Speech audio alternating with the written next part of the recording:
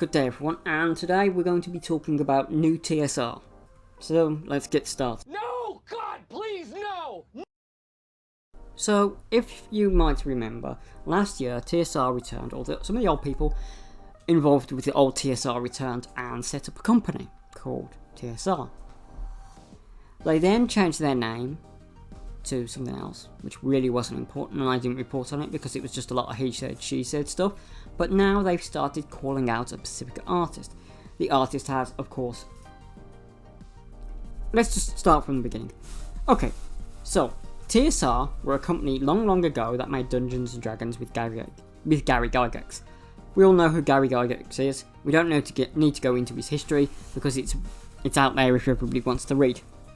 But let's get on with the basics first, and then we'll talk about the post that Darling artist, and then the subsequent privatized video that LaNasa made in response to her.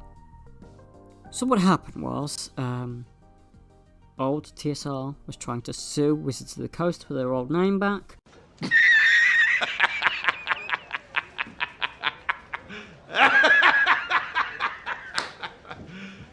You serious? They changed their minds, or something happened, and then they changed their name to something else. And now they've gone back again and changed it right back to TSR and reissued the lawsuit against Wizards of the Coast. So first things first is we're going to talk about a post that Darling artist made. Then we're going to talk about a post that LaNasa made, and then we're going to be talking about a video that he made in response to the Facebook post that he privatized. Darling Artist was the original person who came up with the wizard head logo used by TSR many years ago. She was contacted by LaNasa, and they wanted her to sign a contract, basically, enabling them to use the logo or against Wizards of the Coast. They wanted them to sign so they could use the logo.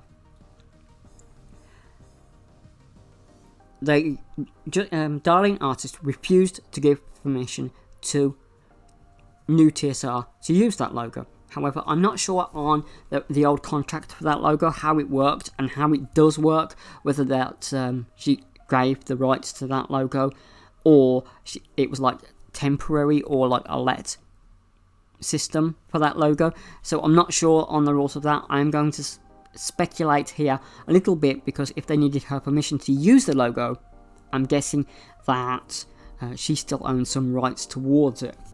NuTSR have claimed that Wizards of the Coast are bullying them and have a lot of fear and sway in the industry, and people are poisoning their name before they've even got off the ground, basically. I will point out that Gary Gygax's son and LaNasa have done a perfectly good job of doing that themselves. They alienated a significant part of the fanbase and newer fanbase of Dungeons and Dragons and that kind of gaming by their actions on Twitter. Now, when they first started up, it could have been something interesting. It could have been a new taking the old name. Maybe they would have had to do some deal with Wizards of the Coast to use the old TSR name and logo. But they could have done it in a certain way, and they could have brought back a lot of fond memories for, the legacy of Gary Gygax. But they didn't. The first things basically they did was insult people, call people out, go around on Twitter acting like they were oppressed by everyone, unless you followed their rather strange take on history. They are pressuring Darling Artist to reconsider her signing the permission. Ernie Gygax, which is Gary Gygax's son, he thinks that when they get permission, which they're already using anyway. They're using it without her permission, mind. I want to point that out, that they are still using it, even though they need her to sign, which she has not done. They've been very calm, Darlene has been very calm and very concise and was basically saying, no, I don't want any part of it. Please don't include me in your lawsuit. I don't want to, be involved in your company anymore. Who also, a couple of other children from Gygaxes have said the same thing. So what has happened is they've used a very badly pixelated version of the logo from the 80s. And they've used the very awful The Game Wizards part of the thing that was dropped at one point, I believe. Therefore, they don't want any money for it. They don't want to be part of the lawsuit. She does not endorse the new TSR. Basically, I'm putting the full transcript of the post up here. So if you want to read it for yourselves and pause the video, that'd be great, and we could be basically on the same page. They think that if they get her permission, they will magically gain some sort of magical power in order to make the lawsuit more of a success than it won't be. Put it this way, Wizards of the Coast have got high-powered lawyers from Hasbro. Ernie, Gygax and Justin are nobodies basically, who are riding on the coattails of his father and of TSR. They've basically said no. They publicly came out now after the bullying and said no. And they're still using the logo which they said no on.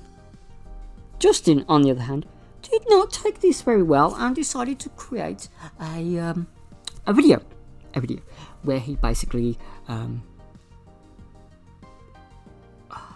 he tried to do a pity party, and he tried to blame her, basically. I mean, there's a lot of nuance there. There's a lot of side speak here in the video, which I will include in the link. It is privatized, so it might be taken down at any moment. I would advise anyone who really wants to study it to download it and re-upload it themselves. If you're like-minded, I won't do it on this channel, but I encourage someone else to do it, simply because it's an important part of this whole scenario. The last thing that I want to talk about is the lawsuit, which was refiled, because when they originally filed it, they filed it in the wrong place. So, some great geniuses here.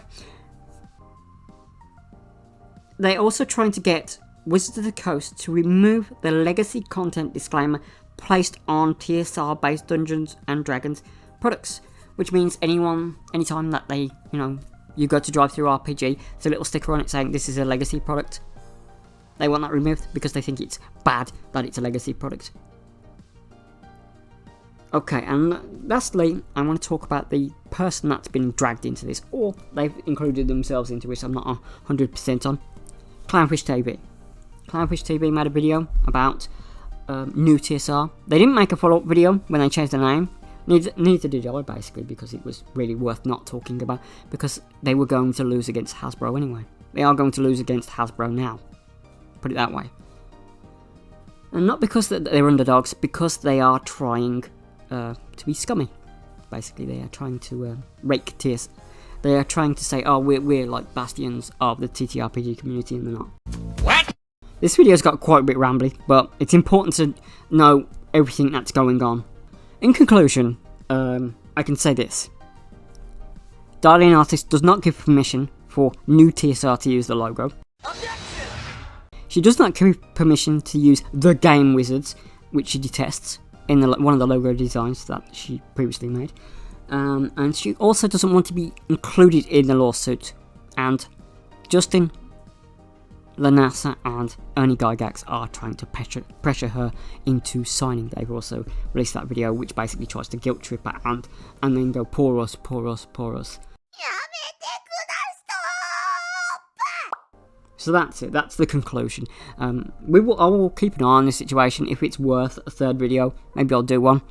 But it would just be me laughing at the judgment, to be honest. Because they're not doing it out of any kind of goodness of their hearts. They're just trying to make money.